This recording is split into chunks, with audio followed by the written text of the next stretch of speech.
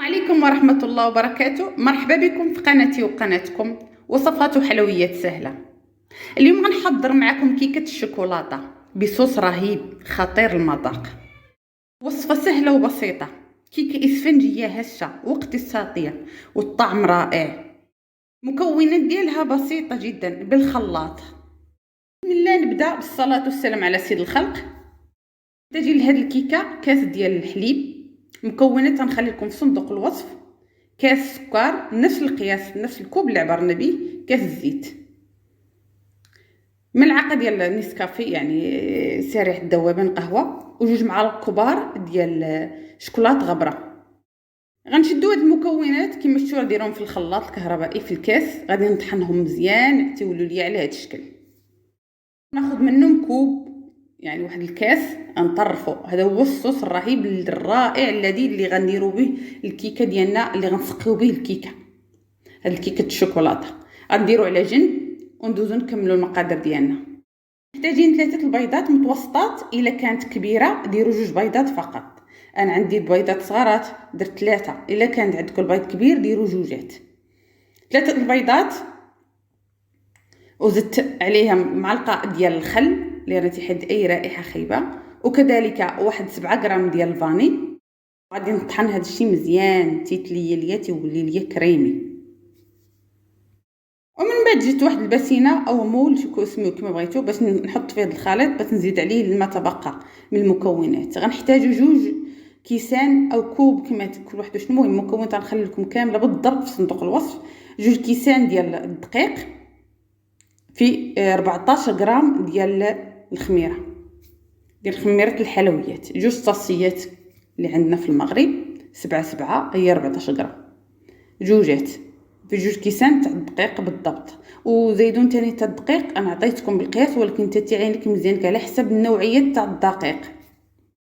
كاينه النوعيه اللي تتشرب وكاينه النوعيه لا، يعني تقدري ديري 2 كيسان، تقدر ديري 2 كيسان لارو، تقدر ديري 2 كيسان ومعلقه على حسب النوعيه تاع الدقيق اللي عندك. علاش دائما انا تنحاول الدقيق ما تنعطيش لكم بالضبط، ولكن راني حطيت لكم ملي جاني رانا حطيته لكم باش تشوفي يا اختي. المهم شديت واحد المول دهنيه بالزبده، وغندير هاد في هاد المول. وواحد النصيحه، الفران راني مخليه تيسخن من قبل، يعني غندخل هاد الكيكه الشوكولاته غندخلها في الفران راه سخون. عرفتي راه تجي رائعه رائعه رائعه، خصوصا ملي تنديروا لها داك الصوص تاع الشوكولاط تجي ما شاء الله، يعني تجي مسقيه كامله من الداخل ومن كلشي تجي شاربه داك الصوص. المهم كما شفتوا غادي نسرحها مزيان، غنقاد ليها الراس ديالها باش تجيني مقاده، يعني ما تجيش مفوته. وواحد النصيحه، كما شفتوا عمرت ليا المول من الجناب، حاولوا تمسحوه، لان ملي تكون تطلع لكم الكيكه الا كان هذاك تيخليهاش تكمل الطلعه ديالها، تيحبسها، ما تيخليهاش تزيد في الطلعه ديالها. ضروري اي تولي تحيدوها من الجناب. ودخلت الفران خليتها تطابط، لان اصلا مخليها تيسخن من قبل. من بعد ما طابت كما شفتوا خرجتها مباشره، غادي تقبتها مزيان بهاد السكين، وغندير لها الصوص باش يدخل ليا لداخل حتى سخونه. انا ما خليتهاش بردت لان انا بغيت الصوص يدخل ليا في هاد الكيكه. الا درتها سخونه غيدخل مزيان، خصوصا الا تقبتوها جيدا. تشربوا مزيان. ودابا خليتها يعني تشرب ليا الكيك وتزين كما بغيتو. درت لي انا غير خطوط ديال الشوكولاط، كذلك مع الشوكولاط محكوك لكم اختيار. ما بغيتيش بركه هكا، هذا راه فيه تزيين فيه كلشي، تيجي مذاق جد جد ممتاز. المهم هذه هي الكيكه ديالنا الكيكه الشوكولاته بهذا الصوص الخطير الصراحه، سهله وبسيطه ومكونات ديالها اقتصاديه، تجي مذاق رائع. انتم شوفوا معايا كي غادي نقسمها، وغتشوفوا معايا ما نقسمها تشوفوا كي دايره من الداخل ما شاء الله. عرفتي كي تجي معلكه معلكه معلكه بداك الصوص، خصوصا الا تبعتوا النصائح كما قلت لكم. ملي تكون سخونه يلا خرجتيها تقبيها مزيان وخليها يدخل لها داك الصوص الرائع رائع، وخليها تتبرد وقدميها تجي ممتازه ممتازه. انت غتشوفوا معايا الصوص داخل فيها لداخل داخل بزاف كاع. انت شوفي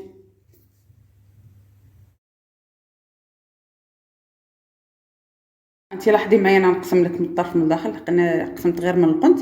انت شوفي معايا كي دايره من الداخل. المهم هادشي ما كان. دابا باش في النصائح غنعطيك النصائح الاخيره. اول حاجه ما تنسيش الصلاه على سيدنا محمد، لان اهم حاجه.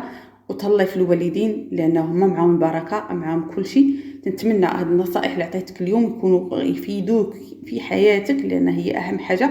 وما تخليش عندك الوقت الخاوي، حتى لو كان عندك ما تنسيش الاذكار. الاذكار تساعدك حتى في المنزل ديالك الا كنتي عندك العمل ديالك، خصوصا اللي درتيهم في الليل، يساعدك سبحان الله بالنهار. وتنتمنى تكون عجبتكم وراقتكم هذا الكيكه، ونقول لكم خليتكم في حمى الله. ما تنساوش الصلاه على سيدنا محمد.